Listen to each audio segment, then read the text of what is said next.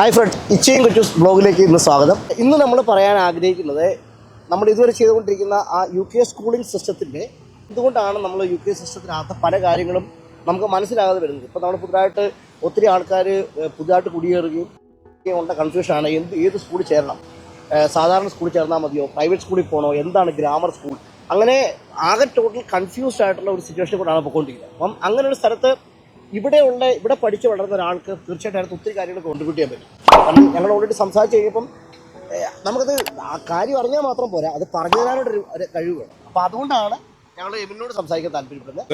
എൻ്റെ പേര് എമിൽ ജേക്കബ്. ഞാൻ ആക്ച്വലി ബോൺ നാട്ടിലായിരുന്നു. ഞാൻ 4 വയസ്സ് വരെ നാട്ടിലായിരുന്നു. എന്നിട്ട് പിന്നെ ഇവിടെ UK വന്നതൊരു 2006 ആണ്. എനിക്ക് 4 വയസ്സുള്ളപ്പോഴത്തേന്.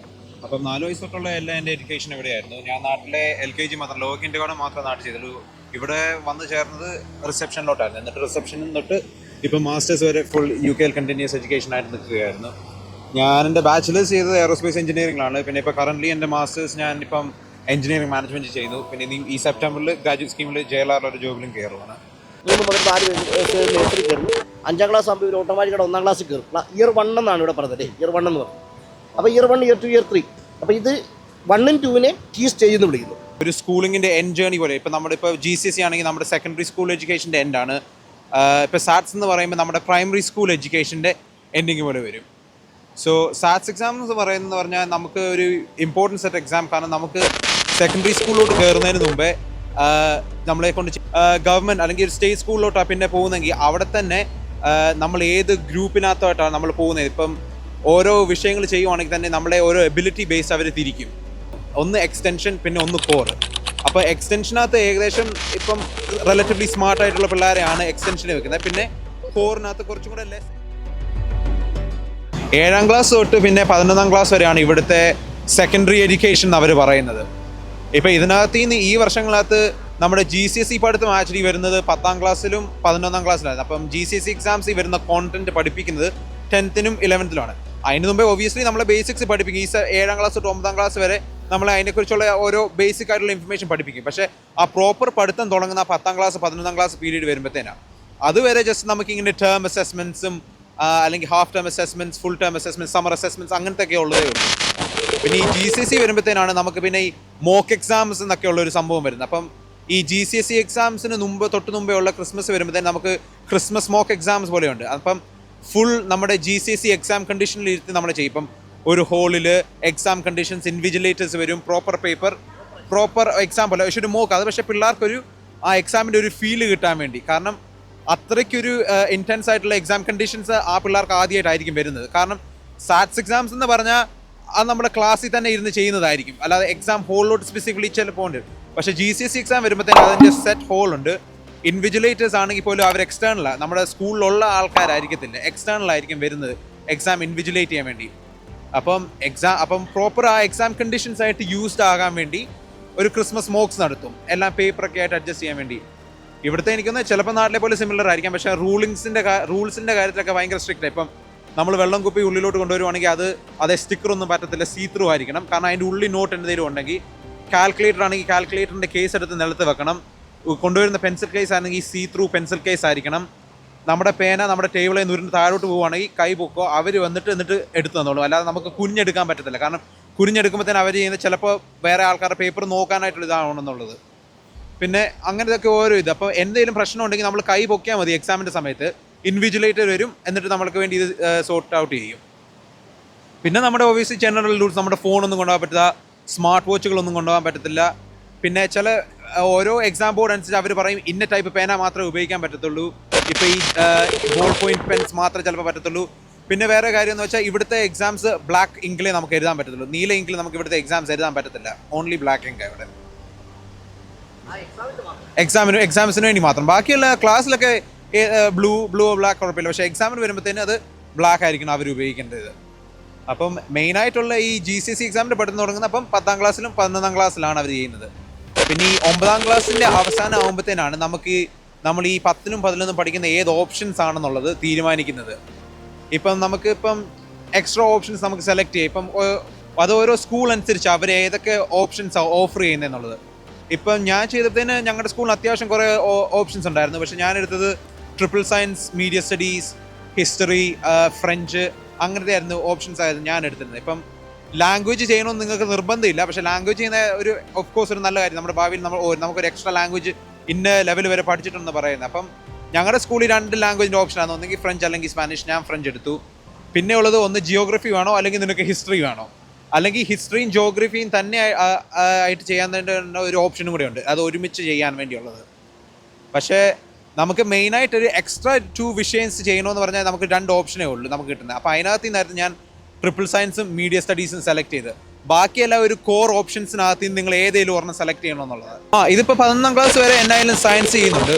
പക്ഷേ ഇപ്പം ട്രിപ്പിൾ സയൻസ് എന്ന് പറഞ്ഞ സംഭവം ചില സ്കൂളിൽ അത് കമ്പൾസറി ആയിട്ട് ട്രിപ്പിൾ സയൻസ് ആയിട്ടുണ്ട്. പക്ഷേ ഞാൻ ചെയ്ത സ്കൂളിൽ അത് നമുക്ക് ഓപ്ഷനിലായിരുന്നു. സോ സാധാരണ നമ്മൾ GCSE പീരീഡ് വരെ അവർ സയൻസ് പഠിപ്പിക്കുന്നത് ഒരു ഹാഫ് ടൈമിൽ നിങ്ങൾ കൂടുതൽ ബയോളജി ആയിരിക്കും പഠിക്കുന്നത്, എന്നിട്ട് അടുത്ത ടൈമിലായിരിക്കും നിങ്ങളുടെ കെമിസ്ട്രി, അങ്ങനെ ഫിസിക്സ്. ഞാൻ ട്രിപ്പിൾ സയൻസ് ചെയ്ത സമയത്തെന്ന് പറയുമ്പോൾ ഞാൻ 3 എണ്ണം ഒരേ സമയത്ത് പഠിക്കുന്നുണ്ട്. ഒരാഴ്ചയിൽ തന്നെ എല്ലാ ഇതും പഠിപ്പിക്കുന്നുണ്ടായിരുന്നു. Physics, maths, physics, chemistry, biology, ആ 3 സയൻസും. പക്ഷേ അത് നമ്മൾ ട്രിപ്പിൾ സയൻസ് എടുക്കുവാണെങ്കിൽ നമ്മൾ ആ 3 സയൻസും കുറേം കൂടെ കോണ്ടന്റ് ആണ് പഠിക്കുന്നത്.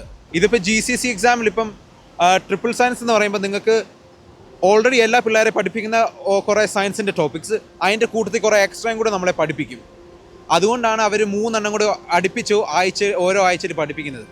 മറ്റേത് ഇന്ന എമൗണ്ട് ടോപ്പിക്ക് ഉള്ളതുകൊണ്ട് അത് ഓരോ ടേം അല്ലെങ്കിൽ ഓരോ ആഴ്ചയിൽ ഒരാഴ്ച ഫുൾ ഫിസിക്സ്, അത് കഴിഞ്ഞ് ഒരാഴ്ച മൊത്തം കെമിസ്ട്രി, അങ്ങനെയാണ് ഇത് അവർ ചെയ്യുന്നത്. കാരണം അവർക്ക് ലെസ് ടോപ്പിക്സേ ഉള്ളൂ കവർ ചെയ്യാൻ വേണ്ടി. നമ്മുടെ CBSE ബോർഡ് കഴിഞ്ഞതിന് ശേഷമാണ് നമ്മൾ ചൂസ് ചെയ്യുന്നത്. അപ്പം 10th വരെ നമുക്ക് കമ്പൾസറി ആയിട്ട് ഇതെല്ലാം പഠിച്ചിരിക്കണം. 5 സബ്ജക്റ്റ് ഉണ്ട്, നമ്മൾ അതെല്ലാം പഠിച്ചിരിക്കണം. അത് നമുക്ക് ആകെ വരുന്ന ഓപ്ഷൻ എന്ന് പറയുന്നത്, ഞാനവിടെ 10th പഠിച്ചപ്പോൾ എനിക്ക് 7ാം ക്ലാസ്സിൽ എനിക്ക് ഓപ്ഷൻ ഉണ്ടായിരുന്നു, ഹിന്ദി അല്ലെങ്കിൽ ഫ്രഞ്ച് ആയിട്ട് മാറ്റാൻ പറ്റും. ലാംഗ്വേജ് മാത്രമേ നമുക്ക് മാറ്റാൻ പറ്റില്ല, അല്ലാതെ സയൻസും മാത്സും അത് നമുക്ക് മാറ്റാൻ പറ്റില്ല. പിന്നെ നമ്മൾ 11th വെച്ചാൽ ബോർഡ് കഴിഞ്ഞ് CBSE ബോർഡ് കഴിഞ്ഞ് 11th കയറുമ്പോഴത്തേനും നമുക്ക് ചോയ്സ് ഉണ്ട്. ഒന്ന് ഹ്യൂമാനിറ്റീസ് അല്ലെങ്കിൽ എക്കണോമിക്സ് അല്ലെങ്കിൽ സയൻസ്, ആ ഒരു ഡിവിഷനേ ഉള്ളൂ അവിടെ, അല്ലാതെ ഇല്ല. അതിൻ്റെ അകത്ത് നമ്മളിപ്പോൾ സയൻസ് എടുക്കുമ്പോൾ നമുക്ക് ഓപ്ഷൻ ഉണ്ട്. PCMB എന്ന് പറഞ്ഞിട്ടുണ്ട്, ഫിസിക്സ്, കെമിസ്ട്രി, മാത്സ്. പിന്നെ അതിൻ്റെ കൂടെ തന്നെ നമുക്ക് വേണം എക്സ്ട്രാ ബയോളജിയും കൂടെ ചെയ്യാം. ഇപ്പോൾ യൂഷ്വലി പിള്ളേർ ചെയ്തുകൊണ്ടിരിക്കുന്നത് അവിടെ, എൻ്റെ ഫ്രണ്ട്സ്, അവിടെയുള്ള ഫ്രണ്ട്സ് അതാണ് ചെയ്യുന്നത്. അവർക്കിപ്പം ഇപ്പം മെഡിക്കൽ ഫീൽഡിലേക്ക് പോകണമെങ്കിൽ ബയോളജി വേണമല്ലോ. അപ്പോൾ അത് ബേസ് ചെയ്ത് ഇപ്പോൾ അവർക്ക് എഞ്ചിനീയറിംഗ് ആ ഒരു ഇതിലേക്ക് പോകണമെങ്കിൽ ഫിസിക്സും മാത്സും വേണം. അപ്പം അതും കൂടെ ബേസ് ചെയ്ത് അവരിപ്പം ഒരു ഹോൾ സെറ്റ് പോലെ ബയോളജിയും ഫിസിക്സ്, മാത്സും എല്ലാം കൂടെ ഒരുമിച്ചെടുക്കുന്നൊരു സെനാറിയിലാണ് ഇപ്പോൾ അവർ നിൽക്കുന്നത്. അപ്പം എല്ലാം കൂടെ അവരിപ്പോൾ ഒരുമിച്ച് ചെയ്യുക. അല്ല, ഞാനിപ്പോൾ കോളേജില്ല.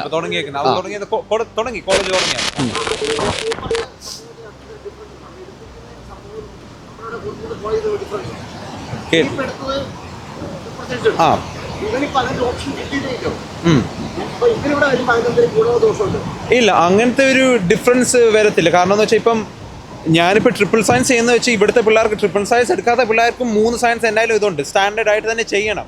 പക്ഷേ എന്ന് വെച്ചാൽ ഇപ്പോൾ എനിക്കത് കുറേ കൂടെ അഡ്വാൻസ് ആയിട്ട് പഠിച്ചിരുന്നുണ്ടെന്നേ ഉള്ളൂ. അതെന്ന് പറയുമ്പം അത് പഠിച്ചെന്നുള്ള ഗുണമെന്ന് വെച്ചാൽ അത് നോർമലി A ലെവൽസിന് സ്റ്റെം റിലേറ്റഡ് എന്ന് വെച്ചാൽ ഈ സയൻസോ മാത്സ് റിലേറ്റഡ് സബ്ജക്ട്സ് ചെയ്യാൻ പോകുന്ന പിള്ളേർ ട്രിപ്പിൾ സയൻസ് എന്നാലും സാധാരണ എടുക്കും. കാരണം ആ എക്സ്ട്രാ പഠിപ്പിക്കുന്ന കോണ്ടന്റ് യൂസ്ഫുൾ ആയിട്ട് വരും. അവർ കോളേജിലായിരിക്കും അല്ലെങ്കിൽ 6th ഫോമിലായിരിക്കുന്ന സമയത്ത്. അല്ലാതെ ഇത് ഡിഫറൻസ് ഒന്നും വരത്തില്ല. കാരണം ഇവിടുത്തെ മിനിമം ഇതാണ്, പിള്ളേർ പാസ്സാകുന്നത്, അല്ല പിള്ളേരെ സെക്കൻഡറി എഡ്യൂക്കേഷനിൽ മാത്സും 3 സയൻസും ഇംഗ്ലീഷും ഒക്കെ പഠിപ്പിക്കാനുള്ളത് ഇവിടെയും ആ സ്റ്റാൻഡേർഡ് ആയിട്ടുള്ള സംഭവം തന്നെ. പിന്നെ ഒരു കുറച്ചും കൂടി എക്സ്ട്രാ ചെയ്യാനായിട്ടുള്ള ഒരു ഓപ്ഷനാണ് നമുക്ക് ട്രിപ്പിൾ സയൻസ് ഉള്ളത്. പക്ഷേ ഇവനെ അത് ബാധിക്കത്തില്ല. കാരണം എന്ന് വെച്ചാൽ ആ മിനിമം സയൻസസ് അവൻ ചെയ്തിട്ടുണ്ട്, 3 സയൻസസ് ആയിട്ടുള്ളത്. അല്ലാതെ അതുകൊണ്ട് പ്രശ്നമൊന്നും വരത്തില്ല.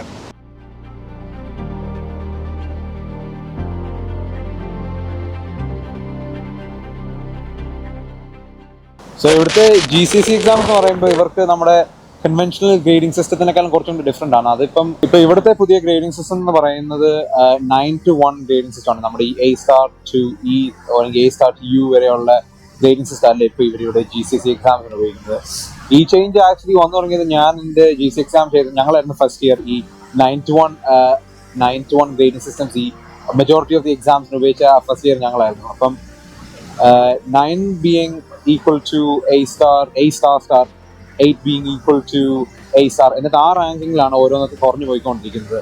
പിന്നെ ഇവിടുത്തെ നേരത്തെ പാസ് മാർക്ക് എന്ന് പറഞ്ഞ സ്റ്റുഡൻസിന് ഒന്നെങ്കിൽ C അല്ലെങ്കിൽ D കിട്ടുന്നായിരുന്നു. അറൗണ്ട് ആ റേഞ്ചിലായിരുന്നു ഓരോ എക്സാമിന്റെ പാസ് മാർക്ക് ആയിട്ട് വെച്ചിട്ടുണ്ട്.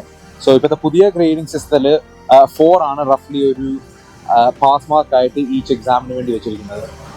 ഇപ്പം എനിക്കറിയത്തില്ല, ഇപ്പൊ പുതിയതായിട്ട് വരുന്ന പിള്ളേർക്ക്, ഇപ്പൊ ഈ വർഷം ചെയ്യുന്ന പിള്ളേർക്കൊക്കെ GCSE ഇപ്പം മൊത്തം വിഷയങ്ങൾക്ക് ഇപ്പൊ ഈ 9 തൊട്ട് 1 വരെയുള്ള ഗ്രേഡിംഗ് സിസ്റ്റം ആയിരിക്കും. ഞാൻ ചെയ്തപ്പോഴത്തേന് മജോറിറ്റി ഓഫ് ദി എക്സാംസ് ഇപ്പം ബട്ട് സ്റ്റിൽ ഈ ബിസിനസ് സ്റ്റഡീസ്, മീഡിയ സ്റ്റഡീസ്, അങ്ങനത്തെ ഈ ജനറൽ തിങ്കിങ് സ്റ്റഡീസ് ആയിട്ടുള്ള സബ്ജക്ട്സിനെല്ലാം അവര് ഈ കൺവെൻഷണൽ ഗ്രേഡിംഗ് സിസ്റ്റം ആയിരുന്നു ഉപയോഗിച്ചുകൊണ്ടിരുന്നത്, A* to U ആയിട്ടുള്ള ഗ്രേഡിംഗ് സിസ്റ്റം. പക്ഷെ ഇപ്പൊ എനിക്കറിയത്തില്ല, ഇപ്പോഴത്തെ മോഡേൺ GCSEസിലെല്ലാം ചിലപ്പം ഫുൾ 9 to 1 ഗ്രേഡിംഗ് സിസ്റ്റം ആയിരിക്കും ഉപയോഗിക്കുന്നത്. എന്റെ കോളേജിൽ ഇപ്പോൾ ഗ്രേഡ് സിസ്റ്റം എന്ന് പറയുന്നത്, ഞങ്ങൾക്ക് അവിടെ ഇപ്പം അവർ GCSEs ഓൾറെഡി അവിടെ സ്റ്റുഡൻസിന് പ്രൊവൈഡ് ചെയ്യുന്നുണ്ട്. അപ്പം അവർക്കും ഇപ്പോഴും അവർ പറയുന്നത് ഈ 1 to 9 ഗ്രേഡ് സിസ്റ്റം എന്നാണ് അവർ പറയുന്നത്. പക്ഷെ ഇപ്പൊ ഞാൻ ചെയ്യുന്ന കോഴ്സിന്റെ അകത്ത് എനിക്ക് അവരുള്ളത് A to D ആണ്.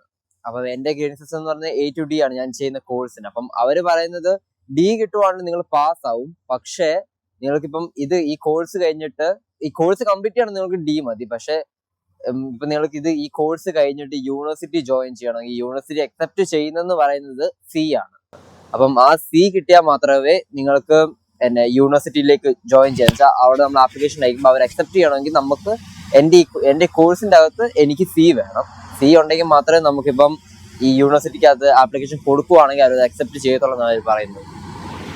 അതുപോലെ തന്നെ ഇതിപ്പം GCSEസിന് വേണ്ടി മാത്രമാണ് ഈ 9 to 1 ഗ്രേഡിംഗ് സിസ്റ്റം ഇവിടെ വെച്ചിരിക്കുന്നത്. നമ്മളിപ്പോൾ തിരിച്ച് വീണ്ടും കോളേജ് അല്ലെങ്കിൽ 6th ഫോമിലോട്ട് പോകുമ്പോഴത്തേന് വീണ്ടും അവർ ഇപ്പോഴും ആ കൺവെൻഷണൽ ഗ്രേഡിംഗ് സിസ്റ്റം തന്നെയാണ് ഉപയോഗിക്കുന്നത്. ഈ A* to C ആണ് A ലെവൽസിൽ, അല്ലെങ്കിൽ ഇവിടുത്തെ Year 12, Year 13 ഇക്വിവലന്റ് ആയിട്ടുള്ള ഇയേഴ്സിൽ ഇവർ ചെയ്യുന്നത്. അല്ലെങ്കിൽ നമ്മുടെ നാട്ടിലെ +1, +2 ഇക്വിവലന്റ് ആയിട്ട് ചെയ്യുന്നത് ഇപ്പോഴും A* to U ആയിട്ടുള്ള ഗ്രേഡിംഗ് സിസ്റ്റം ആണ് ഉപയോഗിക്കുന്നത്. ഈ GCSE എക്സാമിന് വേണ്ടി മാത്രമാണ് ഇവർ ഈ ന്യൂമറിക്കൽ ഗ്രേഡിംഗ് സിസ്റ്റം കൊണ്ടുവന്നത്, ഈ 9 to 1. പറഞ്ഞത് GCSE എക്സാമിന് അപ്പിയർ ചെയ്യുന്നതിനെ കുറിച്ചാണ്. അപ്പം GCSE എക്സാമിന്റെ സ്കോറിങ്, അല്ലെങ്കിൽ അത് കഴിഞ്ഞിട്ട് എങ്ങനെയാണ് യൂണിവേഴ്സിറ്റി വരെ എത്തുന്ന തലത്തിനകത്ത് ആ സ്കോറിങ് വരുന്നത് എങ്ങനെയാണ്? 12th ഉം 13th സ്റ്റാൻഡേർഡിനാണ് 6th ഫോം എന്ന് പറഞ്ഞത്. ഒരു സ്കൂളിന്റെ തന്നെ 12th ഉം 13th ഇയർ ചെയ്യുമ്പോഴത്തേനാണ് അതിനെ 6th ഫോം എന്ന് വിളിക്കുന്നത്. അതായത് ഞങ്ങളുടെ നാട്ടിൽ ഈ പ്രീഡിഗ്രി +2 ആയെന്ന് പറഞ്ഞ അവിടുത്തെ പ്രീഡിഗ്രി സ്കൂളിൽ തന്നെ കണ്ടിന്യൂ ചെയ്യുന്നു. അവസാനം വരെയുള്ള പീരീഡ് വളരെ ഇമ്പോർട്ടൻ്റ് ആണ്. അതാണ് നമ്മൾ കരിയർ ചൂസ് ചെയ്യുന്ന ആയിക്കോട്ടെ, അല്ലെങ്കിൽ കരിയർ പാത്ത് മാറിപ്പോകുന്ന എല്ലാം അവിടെ നിന്നാണ് തുടങ്ങുന്നത്. നമ്മുടെ അപ്പോൾ ഈ A ലെവൽ എന്ന് പറഞ്ഞാൽ സത്യം പറഞ്ഞാൽ നമുക്കൊരു ടേണിംഗ് പോയിന്റ് പോലെ തന്നെയാണ് നമ്മുടെ. കാരണം A ലെവൽ കഴിയുമ്പോഴാണ് മിക്ക ആൾക്കാരുടെ കരിയർ ഏത് ഡയറക്ഷനിലായിട്ടോ പോകുന്നതെന്നുള്ളത് നമുക്ക് ഒരു റഫ് ഐഡിയ നമുക്ക് വരുന്നത്. അല്ലെങ്കിൽ കണക്ക് അല്ലെങ്കിൽ സയൻസ് വിഷയങ്ങളൊക്കെ എടുക്കണമെങ്കിൽ നമ്മൾ GCSEയിൽ ഓൺ ആവറേജ് മോസ്റ്റ് സ്കൂളിൽ അല്ലെങ്കിൽ മോസ്റ്റ് കോളേജിൽ ഇവിടെ മിനിമം 7 ഗ്രേഡേലും കിട്ടണം. 7 ഗ്രേഡിംഗ് സിസ്റ്റം, ഗ്രേഡ് 7 കിട്ടിയാലേ നമുക്ക് മാത്തമാറ്റിക്സ് അല്ലെങ്കിൽ സയൻസസ് നമ്മൾ കോളേജിൽ അവർ ചെയ്യാൻ അവർ അക്സെപ്റ്റ് ചെയ്യത്തുള്ളൂ. അത് അതെങ്ങനെ ആ സ്കോർ കൈകാര്യം ചെയ്ത് എങ്ങനെ 7 എന്നുള്ള കണക്ക് വരുന്നത് എങ്ങനെയാ? മെയിൻലി 12ാം ക്ലാസ്സിന്റെ എൻഡ് ഓഫ് 12th ഇയർ ആകുമ്പോഴത്തേക്കും നമുക്ക് ഒരു സെറ്റ് എക്സാംസ് ഉണ്ട്, സമ്മർ എക്സാംസ് പോലെ തന്നെയാണ്. പക്ഷെ ആ എക്സാംസിന്റെ അടിസ്ഥാനത്തിലാണ് നമ്മൾ 13ാം ക്ലാസ്സിലോട്ട് കയറുമ്പോൾ നമുക്കൊരു സെറ്റ് ഈ പ്രഡിക്റ്റഡ് ഗ്രേഡ്സ് എന്ന് പറഞ്ഞൊരു സംഭവം ഉണ്ട്. എന്നിട്ട് ആ പ്രഡിക്റ്റഡ് ഗ്രേഡ്സ് വെച്ചാണ് എല്ലാ സ്റ്റുഡൻസിനും അവരുടെ on set of predicted grades കൊടുക്കും. എന്നിട്ട് ആ ഗ്രേഡ് വെച്ചാണ് നമ്മൾ യൂണിവേഴ്സിറ്റി അപ്ലൈ ചെയ്യുന്നത്. കാരണം ഞാൻ പറഞ്ഞില്ല, ഓരോ യൂണിവേഴ്സിറ്റി അവരുടെ സെറ്റ് ഗ്രേഡ് റിക്വയർമെന്റ് ആണ്. അപ്പം നമ്മുടെ predicted grades say for instance ഇപ്പം 3 BA ഉണ്ടെങ്കിൽ നമ്മൾ ഇപ്പം ആ ലെവലിലുള്ള യൂണിവേഴ്സിറ്റി നമുക്ക് അപ്ലൈ ചെയ്യാൻ പറ്റത്തുള്ളൂ. കാരണം അത് കൂടുതൽ പോയി അവർ എന്നാ ചുമ്മാ പോയി നമുക്ക് അതിന് വേണ്ടിയുള്ള ബാക്കിംഗ് വേണം. അല്ലെങ്കിൽ എഞ്ചിനീയറിംഗ് UK ആവറേജ് ഗ്രാജുവേറ്റ്സിന് കിട്ടുന്ന ശമ്പളം അറൗണ്ട് ഒരു 30K മാർക്കാണ്. അൺലെസ് നമ്മൾ ടീച്ചിങ്ങിലാണെങ്കിൽ കുറച്ചും കൂടെ കുറവ് കാശ് വരുന്നത്. പക്ഷേ ഓൺ ആവറേജ് ഗ്രാജുവേറ്റ്സിനെല്ലാം കിട്ടുന്ന ഒരു 30,000 റേഞ്ചാണ്. എഞ്ചിനീയർമാർക്കാണെങ്കിൽ പോലും എല്ലാവർക്കും ആ റേഞ്ചിൽ തന്നെ വരത്തുള്ളൂ. എന്റെ കമ്പനിയിലാണെങ്കിൽ ഇപ്പോൾ 2 years കഴിയുമ്പോഴാണ് നിങ്ങൾ ആ 40K അടുത്ത് മാർക്കിലോട്ട് വരും. ജസ്റ്റ് 2 years എക്സ്പീരിയൻസ് കഴിയുമ്പോൾ നിങ്ങൾ ആ 40K മാർക്കിലോട്ട്. എഞ്ചിനീയർമാർക്ക് സാലറി ഇൻക്രീസ് ഉണ്ട് നന്നായിട്ട്. അതേപോലെ തന്നെയാണ് ഞാൻ പറഞ്ഞ ഇപ്പോൾ ചാർട്ടർഷിപ്പ് എന്ന് പറഞ്ഞ സംഭവം. അതിപ്പം എഞ്ചിനീയർ ഇപ്പോൾ അക്കൗണ്ടൻസിന് ചാർട്ടേഡ് അക്കൗണ്ടന്റ് ആകാൻ പോകുന്ന പോലെ തന്നെ എഞ്ചിനീയർമാർക്കും ചാർട്ടേഡ് എഞ്ചിനീയർ ആകാൻ പറ്റും. അത് ഒരു 3+ year പ്രോസസ് ആണ്. എന്ന് വെച്ചാൽ അത് നമ്മുടെ പെർഫോമൻസ് അല്ലെങ്കിൽ നമ്മുടെ എബിലിറ്റി അനുസരിച്ചിരിക്കും എത്ര പെട്ടെന്ന് നമുക്ക് തരാം. പക്ഷേ മിനിമം 3 വർഷം എടുക്കും നമുക്ക് ചാർട്ടർഷിപ്പ് കിട്ടാൻ വേണ്ടി.